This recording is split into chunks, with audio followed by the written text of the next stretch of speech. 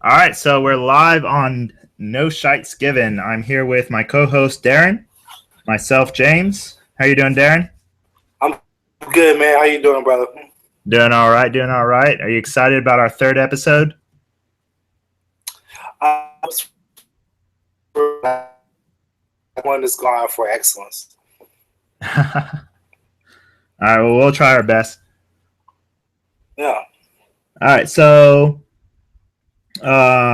let's see what we're going to be talking about today. Some of our bullets. So we got some fun topics to talk about today. We got sex, a funny business in China. We're going to be talking about sex today. We're going to have we're going to talk about the BlackBerry Priv.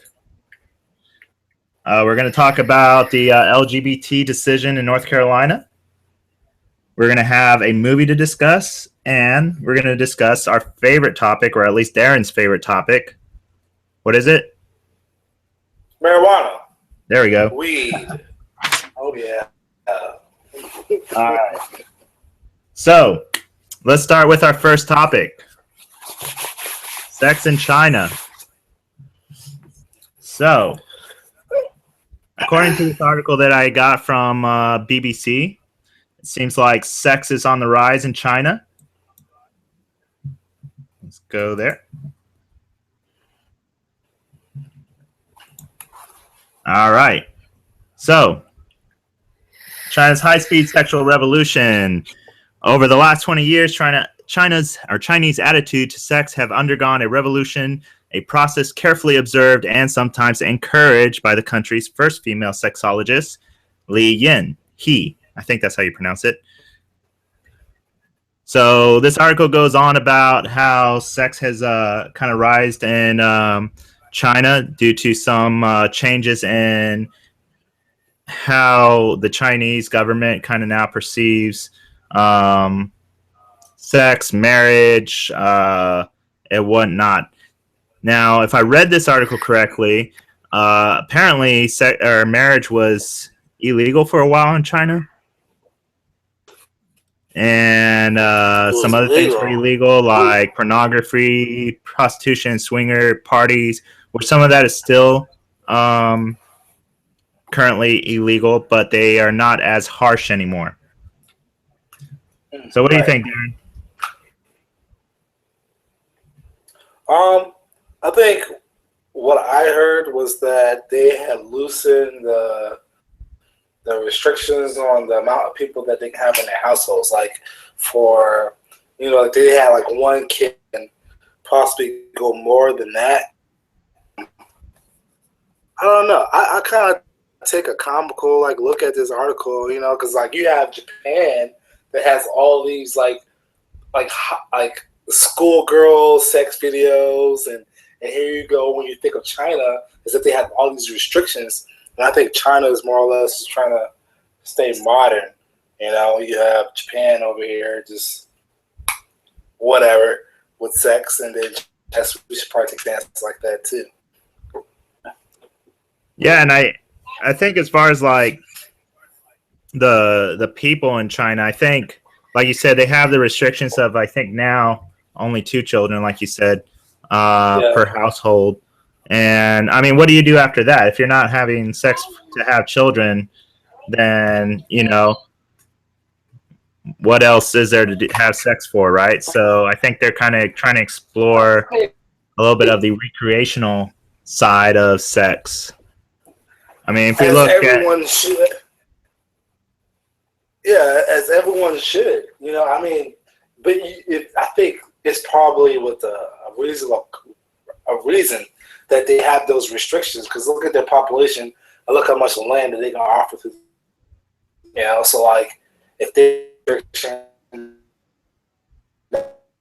that's like the government was like prodding into like their personal life, saying, hey, well, you know what, you can't do like any other type of like sexual act, and they're ultimately a person is naturally just going to be say, I gotta be adventurous and see what's available to me, So like I think that's what China has been doing, probably in the background.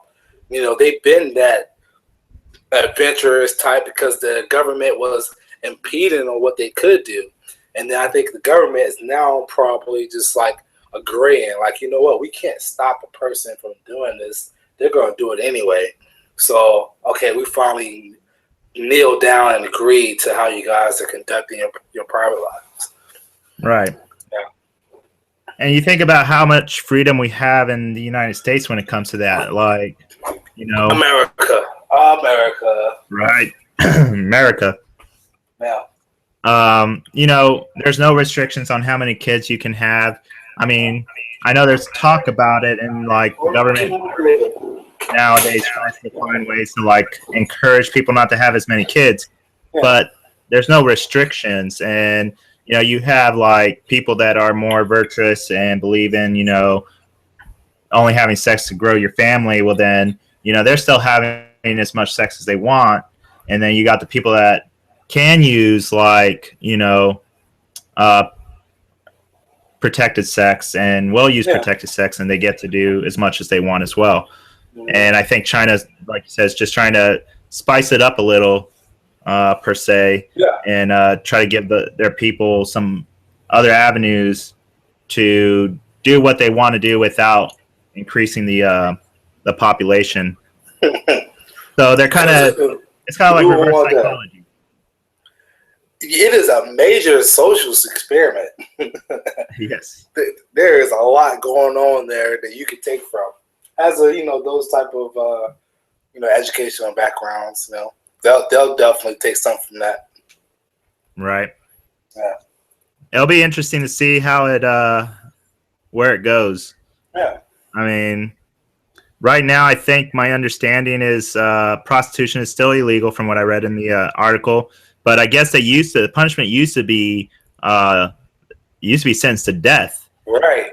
And now it's like, oh, you get like a, you know, a fine or something like that. Yeah. Or you lose your business or whatever. This is a pretty interesting picture. I don't know if you guys can see it or not. It's the sexologist, Dr. Lee. This is when she was a little child, and they actually forced people to wear same like neutral gender clothing, which I found pretty interesting. Huh. Because their girls look like boys and their boys look like girls. Watch out, the Chinese might like hack onto our show and It doesn't matter. If it came to like a fist fight, it would take like 5 of them to beat one of me. Hence why they have such a large population. Right. All right. So that's China will keep an eye on that, I guess. It's a kind of an interesting thing to keep an eye on. Yeah. We'll probably not hear about it for another 10 years, and then, you know, we'll find out that China's the lead their population producer of pornography. Yeah, they're like the leader in porn and kids. Right? Not good. Yeah. Right. All right. So let's move on to our next. Oh, that's what I wanted to bring up. So let's talk about our contest. Oh, yeah, that's right. Yeah. So we got still 2 contests going. We don't have an end date for it, so not as of yet. We'll let you know. And when you win, you win. Yep. Or if you win, you win. If we find one that is pretty awesome right off the bat, you might just get it. But so the 2 contests, just so people know, we got the logo contest. So if you design our logo, whoever has the best logo design will get a T-shirt with the logo on the T-shirt and mailed to you. What color would the T-shirt be? Like, is that I know last episode you wanted it white. Oh, okay. But I don't know. We might give it like give them the option. Yeah. So there's that, and you can email the logo to noshitesgivin@gmail.com with your name, address, so we know where to send the T-shirt to, and of course the logo. Then we got our second contest, which is the intro tune for our show. Soundbite. Soundbite. There you go. The intro soundbite. With it has to be 10 seconds. It can maybe go over a second or two, but not too long.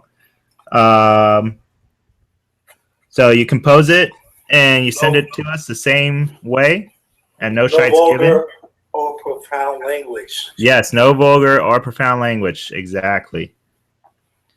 And for the winner for that contest, we'll get a $20 gift card to Walmart, Target, or Best Buy. You get to choose. I might put my intro in there myself. Right? So me and Darren are not allowed to participate in this contest because that would be unfair. Okay, so I just have somebody do it for me. There you go. Don't worry, we will not cheat. Nah, I'm definitely not going to cheat. All right. So there is our two contests, and the same thing with the soundbite or the intro composure.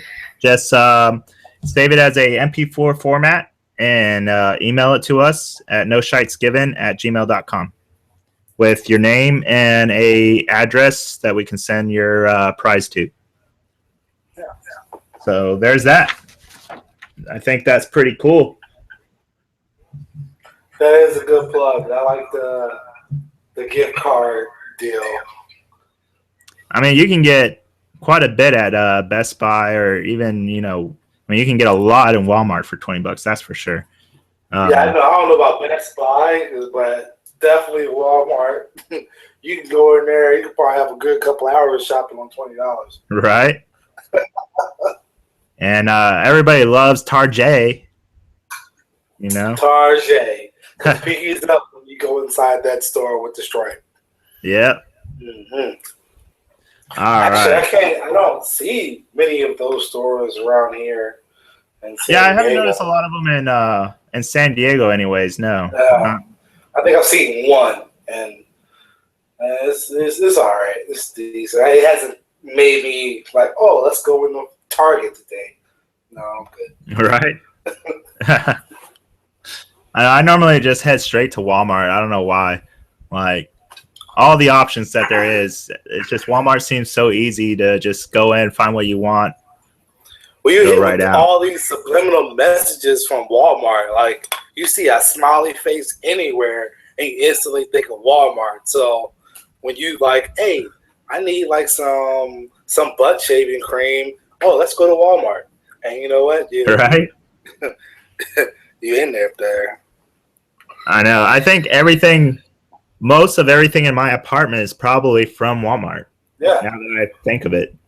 But I went to shopping around like different stores, and I'm looking for like this like what's it, rechargeable battery charger, and I'm like, the last time I went to one, I went to Walmart, but I'm like, the Walmart that's closest to me is all the way probably about 10 miles away. I didn't want to go to it, so I'm going to all these other stores. And they don't have it. All they do is sell batteries, and they sell like the next generation batteries, but nothing that's rechargeable. So I ultimately had to go to Walmart to just get a battery charger. So there is some incentive to go to Walmart because they carry some things that other stores just don't have. Right. Maybe these like manufacturers are not putting their products in these other stores because they know Walmart has the most audience. It's a one-stop shop. Like. And there's other stores that are like that a lot of people don't know of. So not to we're not trying to advertise Walmart, obviously, but I'm sorry. But if you go up in the Pacific Northwest, there's Fred Meyer, and Fred Meyer makes a lot of business too for the same reason. It's a one-stop shop. You can get everything you need in one place. And I think in the Pacific Northwest, that's their biggest competitors, Fred Meyer's. So I love Fred Meyer's. I miss it a lot because I think they even have more stuff than Walmart does. Fred Meyer's. Yeah. All right, so let's move on to our next topic. Let's do it. All right. So the BlackBerry Priv. Now I know me and Darren have had our discussion about this, um, which is quite interesting. I would really like to try it out. I think a BlackBerry with Android. I mean, it sounds pretty tempting. It is. It is. Like I say, it is with like an exclamation point, question mark type. With an eyebrow raised if I could. But yeah, I'm not BlackBerry. Why are they coming out with Android? But that's my thing. Like, why are you doing that? I don't know, man. They're trying to. I think they're just trying to. They're trying to get their business back. I mean, I think once you go Android, though, you can't really go back. You can't go back to saying, yes, I'm a part of REM or the BlackBerry software line. Like you're now Android, and that's right. How you're going to progress forward. I know for me personally, man, this I mean, like we was talking before, BlackBerry was that phone. It used to be that premier phone for businesses, and it was a top flagship phone for those who could, afford it. So, if you had one, it was the thing to have. Now, I think now, with them going to Android, it's a game changer for them. But for everyone that is accustomed to BlackBerry, it's something that's totally different. So, but it definitely looks like a nice phone. Like what's shown here with the keyboard and the functionality, just similar to like other Android phones, is nice. Like even the Galaxy, the folded edges is nice. Yeah. So. And I don't know if it works the same or not. I haven't seen any reviews on that, really. I don't know if it's just for looks or if it actually does the same thing as Samsung does. Right. But I don't know. I think it's a pretty interesting phone. We'll have to see how it goes. I really like the slide-out keyboard, though. I have a frustration when I'm trying to text people, and I know everybody tells me, why don't you use the swipe? But my thumbs are so big. Like, and I end up typing things I don't mean to type. Yeah. Like I was explaining somebody our show the other day, and I think a couple of times I spelled out like a few curse words not meaning to, and the person was like, "What the hell? Like, why are you cursing me out?" So I miss the keyboards, man. I miss the Quartz keyboards from like the older phones. It looks like it's a massive phone. It looks like almost like a note size, like a phablet. Yeah. I mean, it would be kind of hard to make it any smaller, though. I mean, to add that keyboard in there and still have like a touchscreen and everything. Yeah, but I mean, with them having a keyboard, that's a functionality of BlackBerry, but a functionality of them was also the stylus, which is the note phone. So why wouldn't they just have that size of phone with just a stylus? But then again, you would just have a note. Is that correct? Exactly. That's what I was going to say. Then you would just have a note. You might as well just go with that. So BlackBerry is irrelevant. I mean, it is. It seems like it's pretty irrelevant now, and I don't know how it's going to go with the Priv. I don't like the name at all. Like they chose the word. Yeah, what is a Priv? Like I don't even know what that is. It's French or whatever for something. But who knows? Like maybe they'll have, some like advertisement come out explaining the name. But I don't know what the Priv means either. So. Yeah, it's a horrible primitive name. Yeah, right. It's not like prim instead of priv for primitive. More like Grim Reaper. I don't know. This phone really. I think this might be their last chance too. Like if this phone doesn't do well, I don't know if they can come back from it.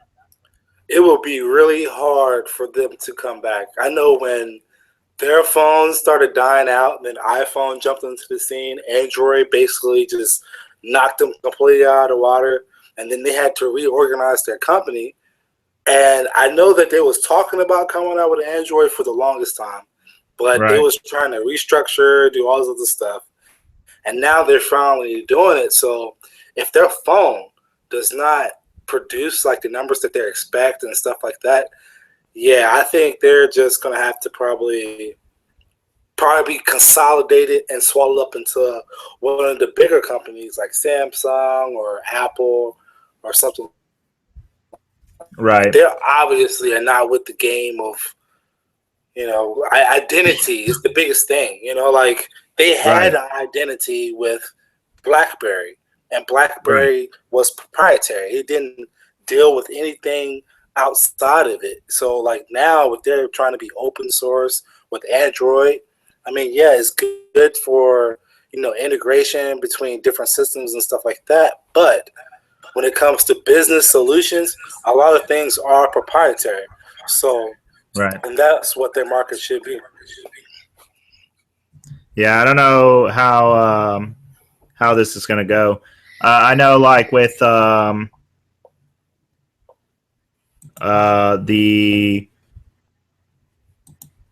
I don't know if you saw when the Fire came out, the Fire phone. I mean, they kind of What's ran that? into this. Is That's it the one that Amazon you Amazon talking came about? out with. Yeah, yeah. I mean, I was super excited about it too. I was waiting forever for that, and then I decided, okay, I'm going to wait another year to get back into it or to buy one because I wanted them to get through a few generations, Yeah. to work on the kinks. And it flopped. Like I heard there was a lot of issues with their camera, and that was like their biggest sale. They said that they had the best camera out of all the phones, Yeah. and the reviews all said that the camera was crap. The 3D imaging was their other sale. They said that didn't work well either. The phone was really slow because of all the features that it had. It had a lot of apps running in the background. So, Right. I mean, it does make me a little bit nervous about BlackBerry. I mean, it seems like it has, from what I've seen in this little video so far, I mean, it seems like it has a lot of features, and I don't know how many apps that's running in the background. I mean, from looking at the phone, it's a nice phone. So Hmm. if I went to like a kiosk or I went to an outlet and I seen this phone, it would just comes down to how that phone felt into my hand. So as a shout out to BlackBerry or as a shout out to Amazon, if you want to provide me with the phone and a potential customer, then send me your phone and I'll do a review and I'll check it out and possibly we'll do it on those Shites Givin, and Right? we'll take it in consideration because the only thing that I can say now is that there's nothing that is going to sway me from my Samsung to a BlackBerry, and Yeah. I used to be a BlackBerry Curve user, so I have a history of BlackBerry. Probably Oh yeah, I used to have that BlackBerry Pearl. Do you remember that one? the Pearl was awesome. I think I wanted a Pearl and I couldn't get it because at the time the Curve was the phone, so it was like, well, do I want the Pearl or the Curve? And I went with the Curve. But Right. yeah, man, I will have to physically have a phone and test it out in order to make a final judgment on it. But right now, no, it sucks. Yeah. Well, I hope the best for BlackBerry, but this is definitely their final. I really think this is going to be the make it or break it for them. They're going to either Yeah. have to sell, um, to get bought out by Samsung or iPhone, Yeah, or and I wonder what if it's open source like it is. Like, do they still have that BlackBerry Messenger? I You don't know, know, but that was pretty cool. I did like the yeah, BlackBerry Messenger. yeah. Well, like, because that I that was mean, proprietary between BlackBerry. Like, you can only right. talk to BlackBerry users, and you know, man, I know. I think I met a lot of friends through that. Like most of my yeah, friends, it was kind of like the BlackBerry Club, like right. Oh, you don't have a BlackBerry? Oh, you suck. right. It's kind of like those snobs with the BMWs, that ride around. Oh, you have a Beamer too? Right. You don't have a Beamer? You suck. Right. All right. We'll I see, don't know. man. We'll see. Yeah. That's something else I will keep track of. I think I might go to a store that has it and just like you said, test it out there and see how it goes. But I'm not interested in trading in my Samsung right now, from what I can see either. So Yeah. all right.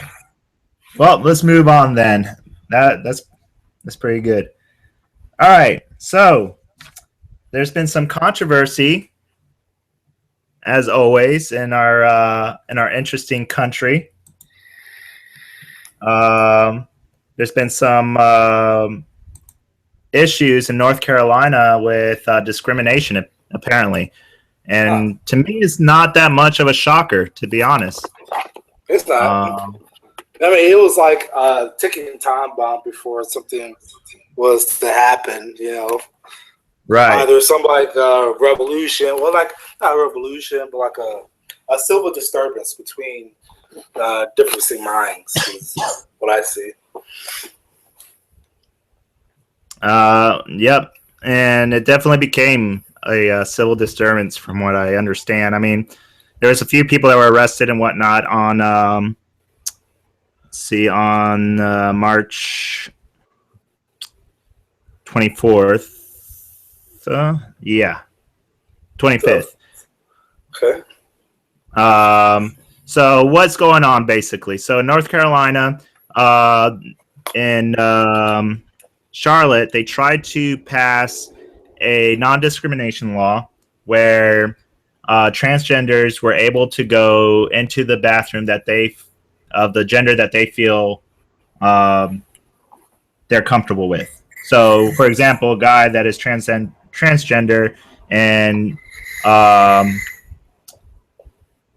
relates more to being a female would be able to go into a female bathroom, and a woman that felt more like a male could go into a male bathroom. So gender identification, that's what the word I was actually looking for. Yeah. But then there was protests in Charlotte for passing that law as well, because there was a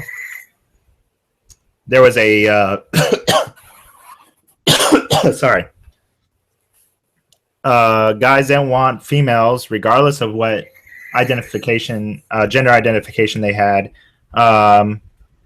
didn't want them going into male bathrooms, and there's some females that didn't want guys going into their bathrooms, regardless of what gender they identify themselves with. So there was a spark. That was the first spark, but it wasn't as big. So the state decided, we're going to do something about this. So they passed a law that, first off, appealed Charlotte's law, and then they passed a law saying that no local cities or communities can make laws based on discrimination. Basically, they can't make any discrimination laws. So we got the article up here. I'll share it with everybody. It's from USA Today. So I don't know. I always try to see things both ways, but I do feel that the state is kind of imposing I think they're being a little bit too harsh and saying, hey, you're not allowed to make any laws to protect people from discrimination. And I think that's kind of a little bit totalitarian of them to do. But I mean, the state, which is majority Republican, they feel that by them doing this, they're protecting people because they don't want a guy say, well, I identify myself as a female, I'm going to go into a female bathroom and not be, and it's just doing it so he can take advantage of, women in the bathroom. And I can understand that, I guess. I don't know. What do you think? I don't know. This kind of throws me off. Like here we go in a time where we're, trying to decipher who's going to be our next presidential candidate, and you have the Carolinas as a whole doing something, outside of what the temple of the nation is. I mean, granted, South Carolina had that little spill with the Confederate flag, with the Black Lives Matter, and saying that, hey, look, the flag was, a part of like the history and stuff like that. So I mean, it kind of went along, but I think with these guys in North Carolina thing, I mean, come on, is really, there's a women's bathroom and there's a guy's bathroom. If you have the genitalia to operate in a women's or men's bathroom, that's where you should be at. If you are a guy that think you are a female, that does not pass. Because guess what? You don't have the genitalia that passes through that women's bathroom door. You see what I'm saying? It's very easy. And I think a person should have enough decency in themselves and respect for others to say, you know what? Yes, I have made this decision, but I should have respect for other people and how they understand what my decision is. So right. If a guy is a transgender, but he looks more masculine than feminine, he should probably go into that men's bathroom just for the sake of those women so that they can feel comfortable, until we as a nation are more accustomed to seeing, those transgenders. I think maybe they're trying to push the envelope a little bit. Yeah, but and I agree with a lot what you're saying. Yeah. However, when is the best time to really push the envelope, though? When is our nation going to be ready for that? I mean, we don't know. If that's the case, then you know what? Just don't even label the door. Just say bathroom on it. Right, just one bathroom for everybody, right? That's what I was. Bathroom. And that's what I was thinking when I was reading this article. Because at first I thought that's what they were talking about. I thought they were talking about, let's just make all the bathrooms where there's gender neutral, where you can go to either one of them. Which, I mean, a lot of businesses do already. They're single bathrooms, and you just lock the door, and then nobody else needs to go in that's not from another gender. But and I thought, that's not too bad. But when I read more into it, I mean, I get it. But we're trying to it feels like to me, I mean, I have a lot of, gay friends. And I'm all about protecting people's rights. I think that's the major, job of the government. That's to protect the freedom and the pursuit of happiness of everybody, right? And that's what our government is based off of. And but it's kind of hard when you're starting to get into making laws about, what's right for who, because you're never going to make everybody happy. And you're always going to be putting somebody in danger when it comes to those kind of laws, when it comes to let's start allowing, certain people to go into bathrooms that weren't made for them. You're going to discriminate against someone. Somebody is going to be discriminated against, and I think this is a very stupid. I think on both sides, it's a very stupid law. I don't think that the state should have banned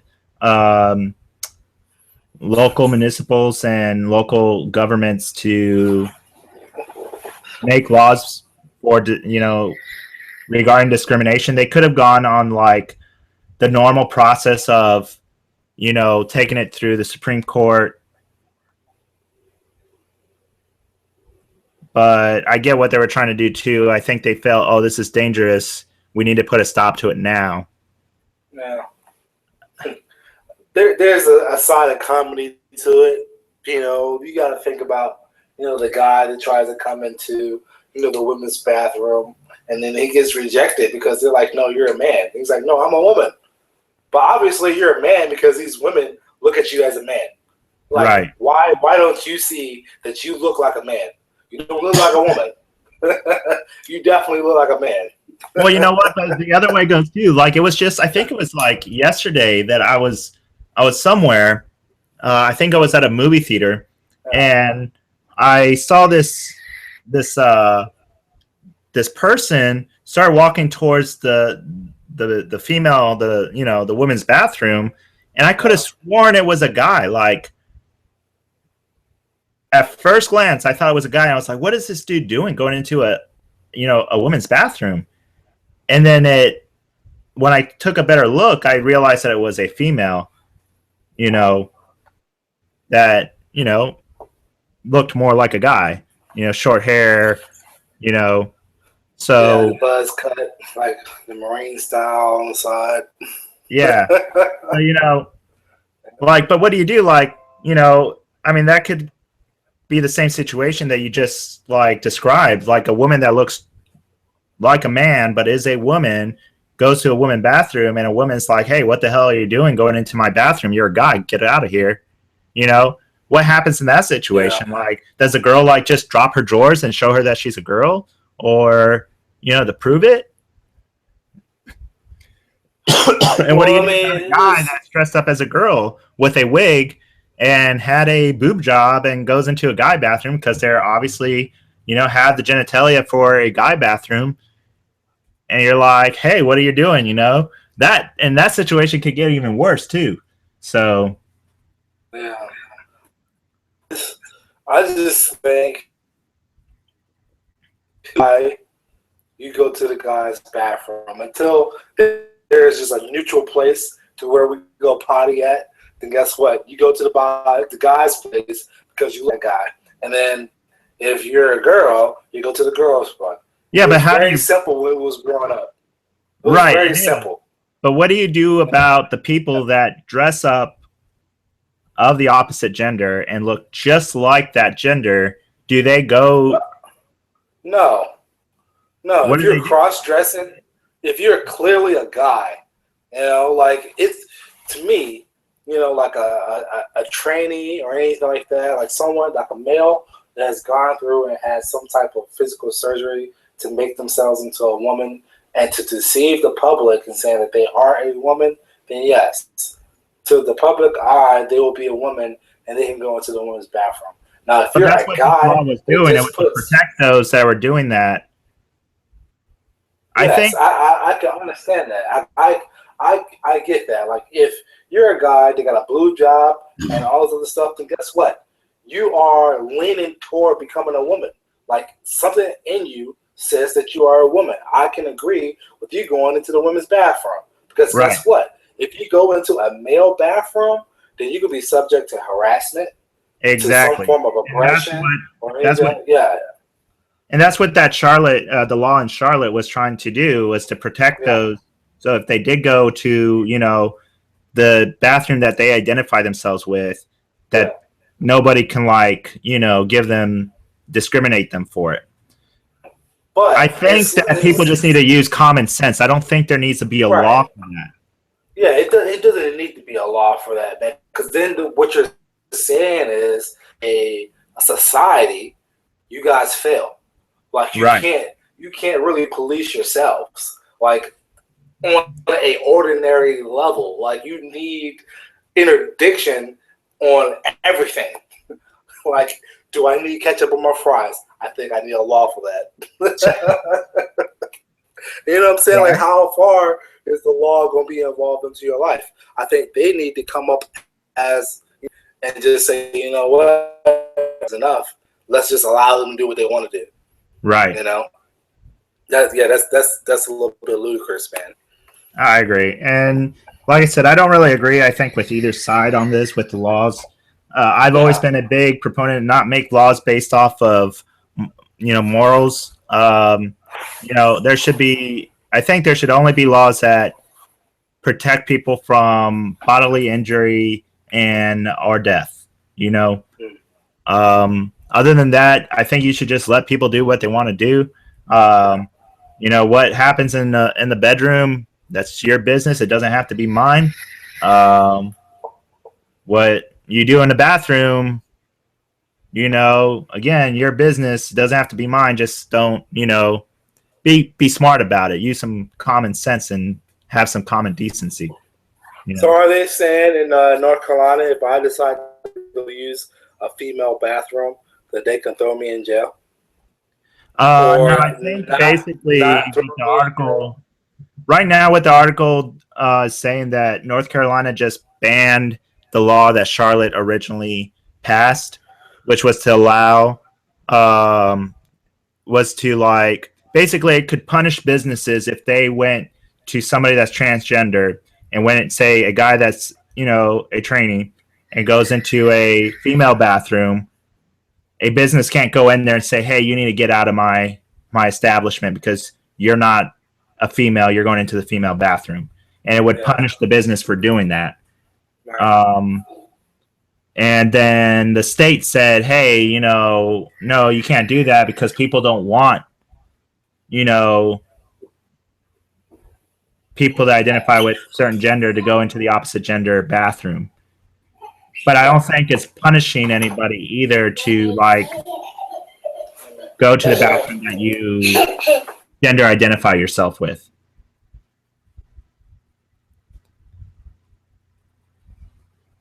Darren, are you still there? Nope. I guess we lost Darren. Oh, there you are. Still there? Yeah, I'm there. Yeah, I'm still here. You went dark there for a second. Yeah, my bad. I think my microphone part got disconnected or something. No problem. So, I mean, I think the biggest thing that I don't agree with is the state saying that local municipalities and communities cannot make laws based on, you know, or can't make discrimination laws. Right. I think that each city is different, and I think that sometimes it might be necessary to implement certain laws, but I think that the communities have to be also smart about it. Yeah. At some point, you just got to grow up, man. You just got to do it. You just got to take that leap. You got to accept people for what they are, you know, and say that, you know what, they're not doing it to disrespect me. They're not doing it to annoy me. They're not doing it to aggravate me. They're doing it because that's how they operate. You know, you just gotta accept it. Just accept it. And I think people will be so much better off, you know, if they just didn't try to get aroused or some type of movement so that they can post on social media or further their, you know, professional goals, such as North Carolina. Maybe there's some type of politician. It says, you know what? Oh, there is. I think if you read that article, they were talking about this reverend that's running the whole show, which it's probably some politically driven professional person, you know, saying, you know what, I'm gonna use this as a platform. Yeah. You know, and guess what? This is the dumb stuff that is the outcome of it. And you know, everyone else outside is like, why are you even discussing that? Right. What are you doing? There's nothing else that you can talk about. You have no homeless problem, right? Right. Everyone has a job. Everyone has food. Everyone has money. Like, come on, man. There's other stuff to be dealt with. Exactly. All right. So that's it for that topic. If anybody wants to chime in or, you know, send us an email, we can always bring it up next week as well. So we're going to move on. And good luck to the Carolinians. Huh. So, North and South. Yeah. All right. I wouldn't, you know, no offense. I have some friends from North Carolina and South Carolina, and I really would not want to live there anyways. Yeah. It's cheap, though. It's like you get some bang for your buck. No wonder nobody wants to live there, so other than the Carolinians. Yeah, that's true. Hey, they have good barbecue. The vinegar that they put in their pulled pork is awesome. Yeah, that is true. That is true. They do have some bomb food. That's for sure. All right. Speaking of food, so our next topic. Ready? Let's go. All right. Sausage Party. Hold I on. don't know how many people have heard of this, but it is a movie, and it has Seth Rogen in it. And it's an animation. So we're gonna go ahead and watch the trailer, and then we'll discuss it. Here we go.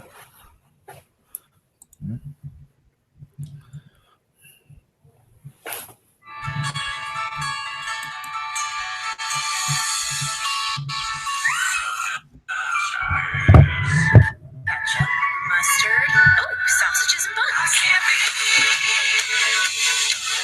Everything you want me to be. I can't be. Demonstrate, boys. Hey, look at this. We got one. Yes, we're chosen. Yes. We've been chosen together. Hey, Brenda, you and me. I'm so happy that God's put our packages together. Because we belong together. It's like we were made for each other. Ready, boys! Feels amazing. Oh, yes! I'm the first to enter eternity. Oh, potato! Way to go, baby! Them plebes are called. Oh, Jesus! Fuck! Oh, gummy skin! Just killing me fucking skin! Fuck!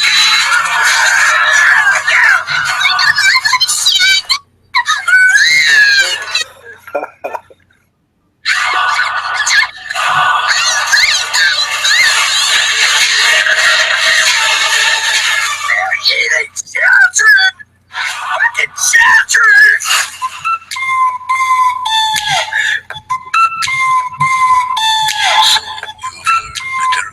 I gotta tell everyone. No one will believe you. I have to try.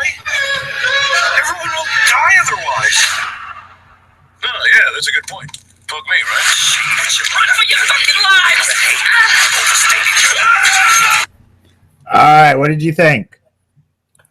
Okay, so this is the second time that I've seen this trailer, and when I watched the beginning of it, it's like, you know what, I could take my kids to this movie, and it's gonna be legit. It's gonna be a nice family movie, but when they get into like the actual meat of the movie, start using like the vulgar language. I'm like, oh man, Right. it's definitely an adult movie.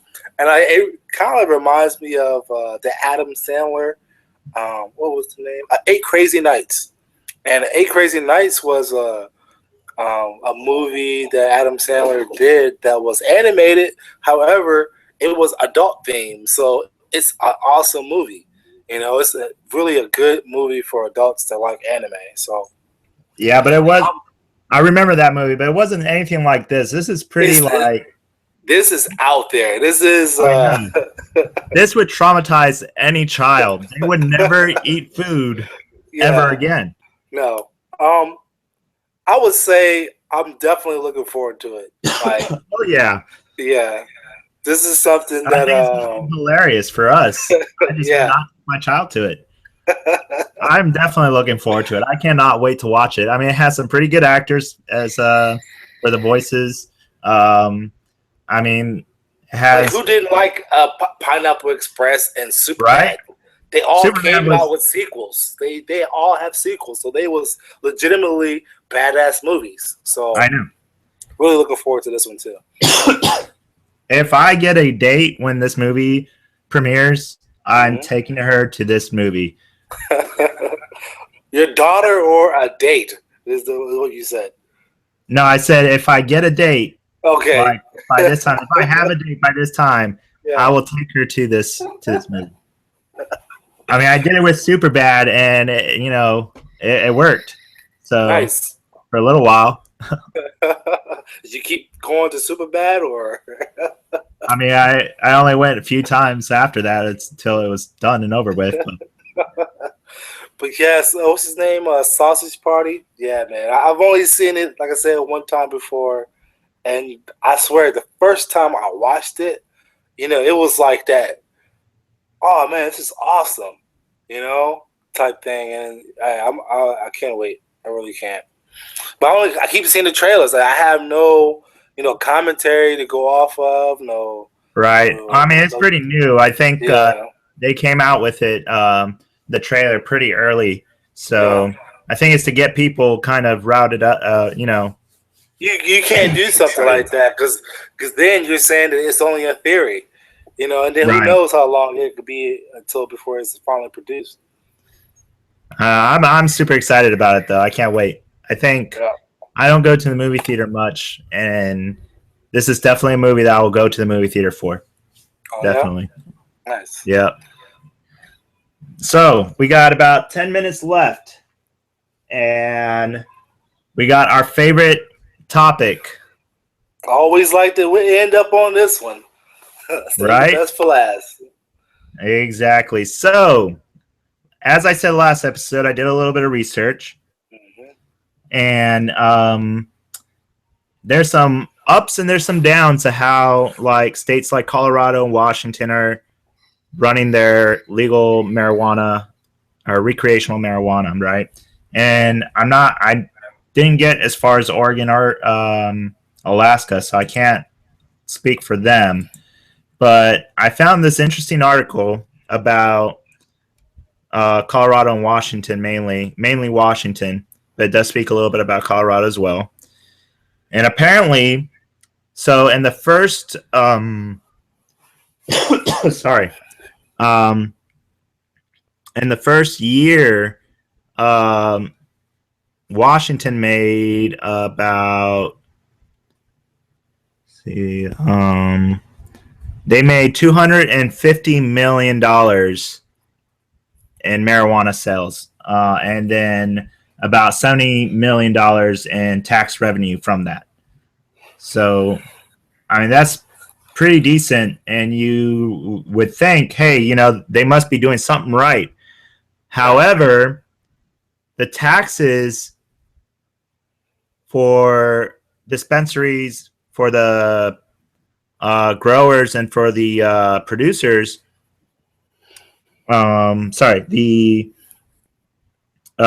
they label it as how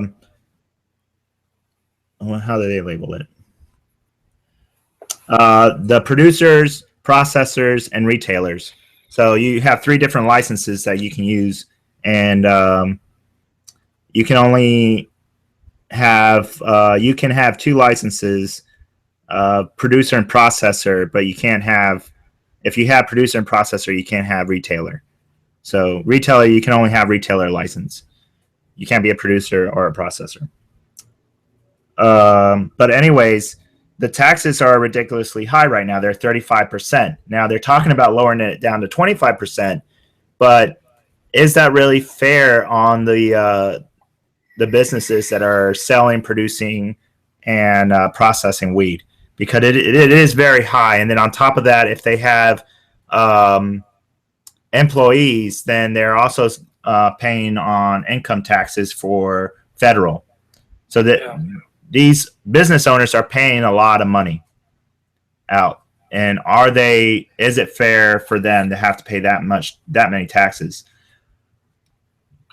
Well, I mean, is that something that is incurred through a sales tax or a tax on the corporation itself or business? So, because if it's a sales tax, then that's something that's on top of, whatever a consumer is paying. It's not technically coming out of the dispensary's pocket. That's a good question. So, from my understanding, from when I read off of the Liquor and Cannabis Board of State of Washington, which, by the way, that's the agency that I was talking about in the last episode that kind of monitors all of this. They used to be the liquor board. They used to, and they still run all the liquor stores in Washington. So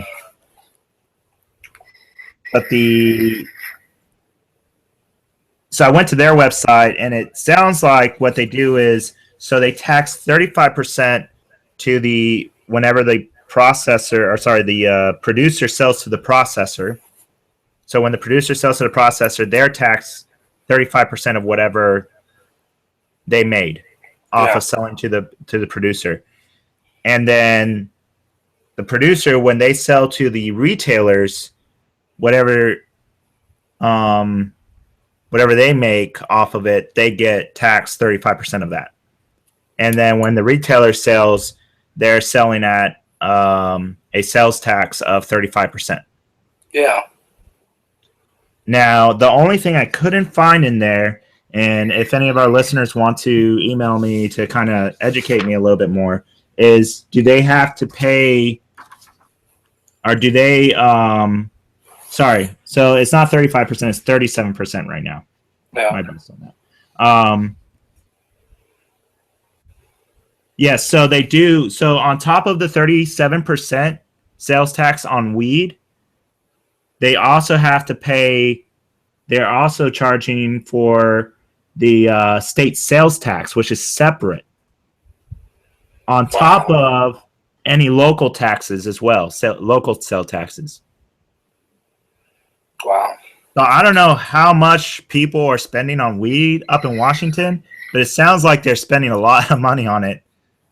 So, but it's for the quality, though. I mean, if you're getting some pretty good quality buds, then you're probably not too concerned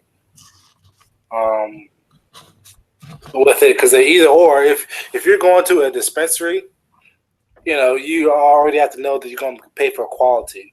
But if you're still buying it off the street or anything like that, then you're doing it because it's the price. Right. Yeah, but I really do think it sucks that they are charging this much as far as for taxes and such. But on the flip side, the amount of revenue that they're getting from taxes and putting back into the local economies and school system is doing pretty good. Yes, so, and they are. Yeah, so I mean, it's almost like, wow, dude. I mean, there's this new product that is doing really good for our state system, but yet it's really bad for people trying to go into that business. But for those who do go into that business, I mean, they're doing really good for the local economy. So it's like we have to keep them in business. So I think it's kind of to keep those the people wanting to get into the business down low, and to only have a certain number of people that the state is comfortable with saying, you know what, we are going to allow you to distribute marijuana. Because if it was that easy, then you would have a plethora of people saying, you know what, I'm going to go get my license, I'm going to go do this, I'm going to do that, and then they would just flood the market with, probably. The license is relatively cheap, though. So the application fee is $266. Okay. And then to renew your license, it says,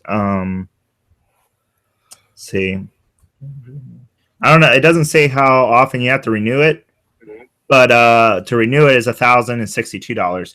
So for a business, that's not too horribly bad. Yeah, it's not too bad. I mean, if we look at business licenses in California, I mean, they go up to anywhere, I think, up to $800. Yeah, and that's pretty ridiculous. But if you was to have a business in, say, Washington, how would you feel being taxed if you were to open up a dispensary? Would you be comfortable having 30%, 35%, or 37% tax on top of what you make? I think I agree with you that it is to keep the amount of businesses low. Yeah. You know what?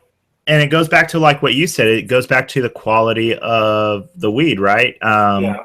I think it encourages people, those business owners, to make sure that they do have the best that there is to sell. So, I mean, if somebody that is passionate about selling weed or producing weed or processing weed, I think it just keeps those people that are passionate about what they're doing, in business, and all the others, kind of weed them out. Yeah. And who was to say that they could be using this first initial group as a testing? They want to keep it down low, limit it so that they can watch them. But ultimately move it down to where they can progress more people into the market and then eventually lower down those taxes. Because with those lower taxes, if you have a larger number of people to pull from, you're still going to get the same amount of money. Right. So I think they may want to eventually probably put those taxes down and try to open up the market a little bit. Right. Well, that's all we got time for. We're about 40 seconds left on our show. Thanks, Darren, for hosting this with me. Thank you, man. It's been awesome. I think this show went pretty darn well. For our viewers, our listeners, don't forget of our contest. Send your design or your tune to no Shites Givin at gmail.com. I'll make sure to put that in the comments. And that's all we got for tonight. So have a good night. Peace. It's a wrap.